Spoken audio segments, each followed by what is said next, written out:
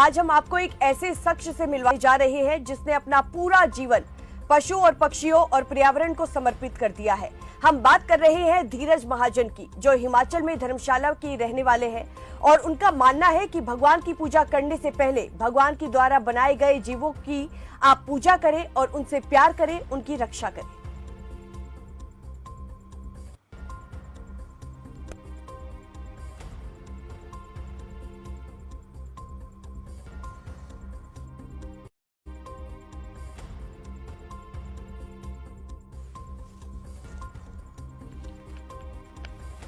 और इसी खबर पर धीरज महाजन पशु प्रेमी हमारे साथ जुड़ गए हैं। धीरज महाजन जी, आपका खबर फास्ट पर बहुत स्वागत है।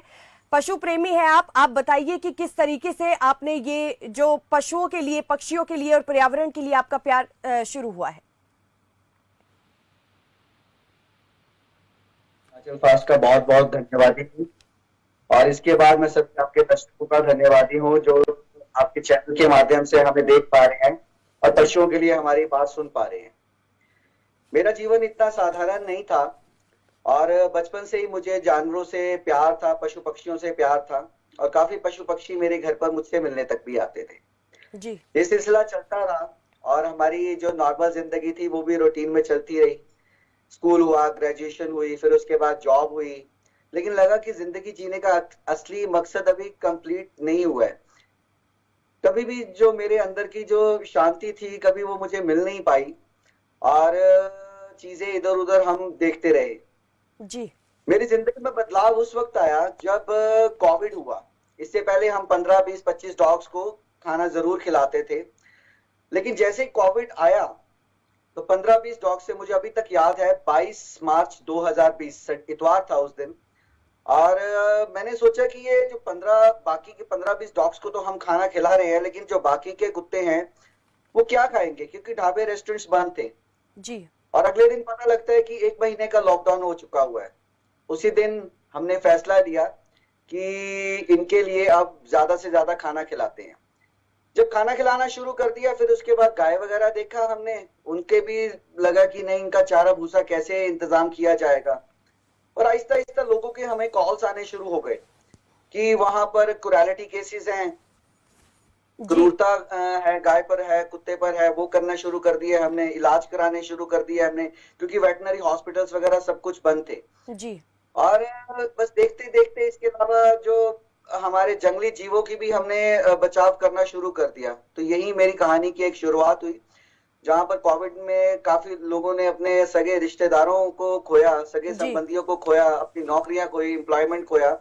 लेकिन मेरी जिंदगी में कोविड एक ऐसा बदलाव लेकर आया कि मैंने अपना पूरा जीवन, मुझे लगा कि ये मेरा अपना नहीं है, ये तो पशु पक्षियों का है, जीव जंतुओं का है। तो बस कहानी यहीं से शुरू होती है और क्रांति नाम की एक संस्था का उस टाइम हम ये शुरुआत करते हैं।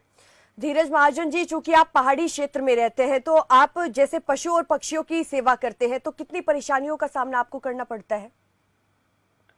ये मैं बात कहना चाहता हूं कि जितनी परेशानियों का सामना हमें करना पड़ता है, और पूरे देश में, पूरे हिमाचल में, पूरे भारत में सभी पशु पक्षियों को के प्रेमियों को, ऑल एनिमल लवर्स को सब इतनी परेशानियों का सामना करना पड़ता है। उसमें मैं शुरुआत करता हूँ जी। जब आप खाना खिलाते हैं, खाना खिलाने से ही आपका परेशानियां शुरू हो जाती हैं। आप कहीं खाना खिला रहे हैं और लोग कहते हैं, ये सभी पशु प्रेमियों की दिक्कत है, तो लोग कहते हैं कि यहाँ मत खाना खिलाइए, या बल्कि किसी के घर के, किसी दुकान के बाहर नहीं खिलाते लेकिन कहीं और खिलाते हैं, तो बोलते हैं यहाँ मत खिलाइए, यहाँ गंदगी फैल रही है, यहाँ पर ये सुसु कर देते हैं, गंदगी फैला रहे हैं।